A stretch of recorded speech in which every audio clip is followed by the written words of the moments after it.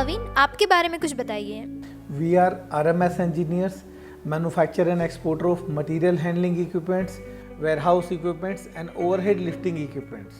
कैसे आपकी जर्नी शुरू हुई? कंपनी के फाउंडर मिस्टर आर.के. अग्रवाल ने 1990 में इस ग्रुप की सबसे पहली कंपनी की शुरुआत की थी। शुरुआत में कंपनी के दो डिवीज़न थे, एक मटेरियल हैंडलिंग इक्विपमेंट्स और एक टेक्सटाइल मशीनरी स्पेयर पार्ट। शुरुआत में कंपनी का टारगेट भी टेक्सटाइल प्रोसेस हाउस ही थे। सन 2000 के बाद कंपनी ने मटेरियल हैंडलिंग इक्विपमेंट डिवीज़न पे ज़्यादा ध्यान देना शुरू किया। अलग अलग माइक्रो, स्मॉल और मीडियम स्केल की इंडस्ट्रीज़ को टारगेट करना शुरू किया, सर्व करना शुरू किया और अक्रॉस इंडिया एक बहुत ही बड़ा और बहुत ही अच्छा क्लाइंट लिस्ट का पोर्टफोलियो रेडी किया। सन 2010 के बाद कंपनी के फाउंडर मिस्टर आर.के. अग्रवाल के छोटे बेटे ने अपनी इंजीनियरिंग कंप्लीट करके कंपनी को ज्वाइन किया। उसके बाद कंपनी ने लार्ज स्केल इंडस्ट्रीज़ को भी टारगेट करना शुरू किया और अचीव करना शुरू किया। आज के समय में हमारे पास L&T, Saint Gobain, ISRO, Tata steel, Bokaro steel जैसी 200 से ज़्यादा कंपनियां सेटिस्फाइड बाय आवर प्रोडक्ट हैं और कंपनी 12 देशों में रेगुलर एक्सपोर्ट भी कर रही है। आपको ये बिजनेस बढ़ाने में क्या क्या डिफ़िकल्टीज रही और आपने कैसे सॉल्व किया? सूरत में कंपनी के शुरुआती स्टेज में इंजीनियरिंग कंपोनेंट्स की आउटसोर्सिंग उतनी आसानी से उपलब्ध नहीं थी जितनी अहमदाबाद या राजकोट में है। इसीलिए कंपनी को अपने सभी इक्विपमेंट्स के कोर कंपोनेंट की प्रोडक्शन के लिए सभी मशीनरी खुद अपने इन हाउस इंस्टॉल करनी पड़ी, जैसे CNC machine, automatic cutting and bending machine लगाकर कंपनी ने प्रोडक्शन शुरू किया। इस वजह से शुरुआती स्टेज में लो प्रोडक्शन या प्रोडक्शन डिले होना जैसी परेशानी आई। हर एक डिवीज़न के लिए अलग डिपार्टमेंट डेवलप करना या डिज़ाइनिंग के लिए अलग डिपार्टमेंट डेवलप करने पड़े और रॉ मटेरियल की इन्वेंट्री कई गुना बढ़ी। डिस्पैच में कमिटेड से थोड़ा सा डिलीवरी टाइम लेट भी हुआ, लेकिन इसका सबसे बड़ा बेनिफिट कंपनी को अपनी प्रोडक्ट पे क्वालिटी कंट्रोल का हुआ। किसी भी प्रोडक्ट की क्वालिटी या डिज़ाइनिंग इम्प्रूवमेंट के लिए कंपनी की डिपेंडेंसी किसी और एजेंसी के पास नहीं थी। कंपनी खुद इंडिपेंडेंट है। कौन कौन सी इंडस्ट्रीज़ के लिए प्रोडक्ट अवेलेबल रहेगा? मटेरियल हैंडलिंग इक्विपमेंट आज के समय में हर उस इंडस्ट्रीज़ की बेसिक रिक्वायरमेंट है जो किसी भी प्रोसेस से या प्रोडक्शन से जुड़ी हुई है।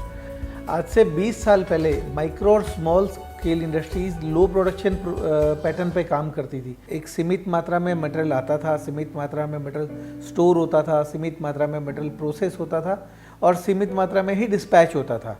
आज का समय ये मास प्रोडक्शन का समय है। बल्क में मटेरियल आता है, बल्क में स्टोर होता है, बल्क में प्रोसेस होता है और बल्क में ही डिस्पैच हो रहा है। आज के समय में हर इंडस्ट्रीज मास प्रोडक्शन की तरफ जा रही है। That's why material handling equipments आज की तारीख में हर इंडस्ट्रीज़ की रिक्वायरमेंट है, चाहे वो केमिकल इंडस्ट्रीज़ हो, चाहे वो टेक्सटाइल इंडस्ट्रीज़ हो, सीमेंट इंडस्ट्रीज़ हो। सीमेंट इंडस्ट्रीज़ में भी सीमेंट के अलग अलग प्रोडक्ट को बनाने वाली कंपनियां लाइक पोल इंडस्ट्रीज़, RCC के पाइप इंडस्ट्रीज़ या मशीनरी या engineering manufacturing industries, automobile industries हो, फाउंड्री हो। सिंपल शब्दों में कहे तो हर वो इंडस्ट्रीज़ जिसको जो किसी भी प्रोसेस या प्रोडक्शन से जुड़ी हुई है, मटेरियल हैंडलिंग इक्विपमेंट्स उनकी बेसिक रिक्वायरमेंट है। उनके बाद में आपने क्या किया और कैसे आगे बढ़े? शुरुआत के स्टेज में कंपनी ने मैनुअल ऑपरेटेड डिवाइस बनाए थे, लेकिन जैसे जैसे मार्केट को एक्सप्लोर करते गए हमें ये पता चला कि किसी भी इंडस्ट्रीज ओनर की ये रिक्वायरमेंट होती है कि वो एक फिक्स समय में अवेलेबल सेटअप के साथ और अवेलेबल स्टाफ के साथ मैक्सिमम प्रोडक्शन निकाले। इसीलिए कंपनी ने अभी अपने सभी मैनुअल इक्विपमेंट्स को बैटरी ऑपरेटेड या इलेक्ट्रिकल ऑपरेटेड बनाना शुरू किया। मैं आपको एक छोटा सा एग्जांपल देता हूँ। 20 साल पहले हमारे पास, लगभग 20 साल पहले हमारे पास टेक्सटाइल इंडस्ट्रीज ओनर आते थे कि सर ये धागे का बीम लेबर फर्स्ट फ्लोर या सेकंड फ्लोर पर कंधे पे लेके नहीं जाना चाहती, ऊपर खड़े होके हम चैन घुमाएं और ये अब बीम अपने आप ऊपर आ जाए, कुछ ऐसा डिवाइस दीजिए। इन शॉर्ट में वो material handling equipment but manual operated device की डिमांड करती थी। आज के समय में वही इंडस्ट्रीज ओनर हमारे पास आ रहे हैं और कह रहे हैं कि सर एक तो इसको घुमाने में मेहनत ज़्यादा लग रही है और समय ज़्यादा लग रहा है, बटन दबाएं और फुल स्पीड से ऊपर आ जाए, कुछ ऐसा इक्विपमेंट दीजिए। इन शॉर्ट आज के समय में वो इलेक्ट्रिकल और फास्ट ड्राइवर इक्विपमेंट की रिक्वायरमेंट कर रही है। इसी तरह समय समय पर कंपनी ने इंडस्ट्रीज़ की डिमांड के अनुसार अपने इक्विपमेंट्स की क्वालिटी में, अपने डिज़ाइनिंग में और ड्यूरेबिलिटी में रेगुलरली इम्प्रूवमेंट किया है और कंपनी आज भी करती आ रही है। क्या आप कस्टमाइज सॉल्यूशन प्रोवाइड करते हैं? बिल्कुल, मटेरियल हैंडलिंग इक्विपमेंट ये इंडस्ट्रीज़ के लिए होते हैं, ना कि इंडस्ट्रीज़ मटेरियल हैंडलिंग इक्विपमेंट्स के लिए। कुछ इक्विपमेंट्स यूनिवर्सल पर्पज़ के हिसाब से बनते हैं, बाकी सभी इक्विपमेंट्स में कस्टमाइजेशन पॉसिबल है और कस्टमाइजेशन ज़रूरी है। मैं आपको एक छोटा सा एग्जांपल दूँ। एक CNC मशीन ऑपरेटेड कंपनी है, अगर उसे अपनी मशीन पे कोई बड़ा जॉब लोड करना है, अगर वो हाई स्पीड मशीन ले रहा है तो उसके ऊपर मशीन के ऊपर उसका जो जॉब लोडिंग के वक्त धम से रखा जाएगा, सो मशीनरी में इशू आने के चांसेस हैं। अगर वो लो स्पीड का इक्विपमेंट खरीदती है तो उसके बाकी सारे ऑपरेशन स्लो हो जाएंगे। So in that case dual speed के हॉइस्ट डेवलप करके उनको दिए जाते हैं। सेम इसी तरह हमारे क्लाइंट की रिक्वायरमेंट थी कि एक लो हाइट ओवरहेड क्रेन चाहिए ताकि वो अपनी एग्जिस्टिंग प्लांट में अपनी मशीनरी रन कर सकें। हमने उनके प्लांट के हिसाब से ओवरहेड क्रेन की हाइट चेक करके डिज़ाइन डेवलप किया और ओवरहेड क्रेन बनाकर उनको सप्लाई करके फिट करके दी और उनके एग्जिस्टिंग प्लांट में ही उनकी मशीनरी चालू हो गई। तो हमें बाद में पता चला कि अगर वो क्रेन हम लोग डिज़ाइन नहीं डेवलप कर पाते तो शायद कंपनी को ज़्यादा हाइट का एक नया प्लांट डेवलप करना पड़ता, जिसकी कॉस्ट शायद कंपनी यूज़र को 2 से 3 करोड़ रुपए तक की भी आ सकती थी। इसी तरह अगर आपको कोई लंबा सामान उठाना है तो उसके लिए ट्विन हुक, अगर फूड इंडस्ट्रीज़ है तो SS316 के इक्विपमेंट, फ्लेमेबल प्रोडक्ट से जुड़ी हुई इंडस्ट्रीज़ हैं तो आपके लिए फ्लेम प्रूफ प्रोडक्ट हैं।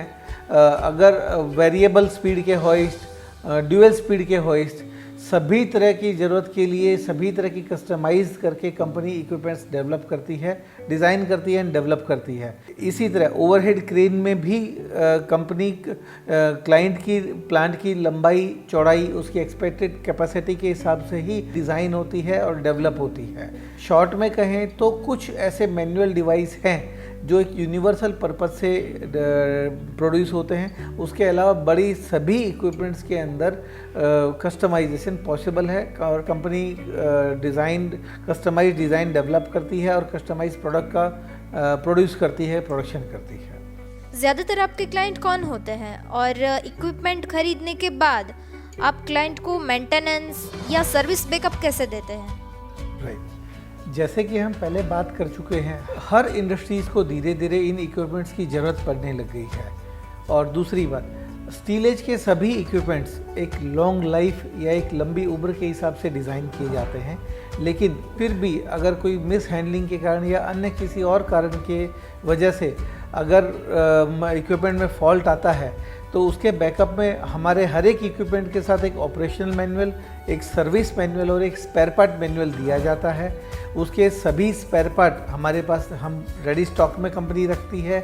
छोटे मोटे किसी भी फॉल्ट के लिए प्रॉब्लम सॉल्व करवाने के लिए हमारे पास एक उचित व्यवस्था है और इक्विपमेंट्स की सर्विस के लिए यूट्यूब पर और हमारी वेबसाइट पर रिपेयरिंग के वीडियो ट्यूटोरियल भी कंपनी ने यूट्यूब पर अपलोड किए हुए हैं। आप क्लाइंट के ट्रस्ट को कैसे सेटिस्फाई करते हैं? मैं आपको एक पुराना किस्सा सुनाता हूँ। हमने किसी क्लाइंट को एक हॉइस्ट सप्लाई किया था।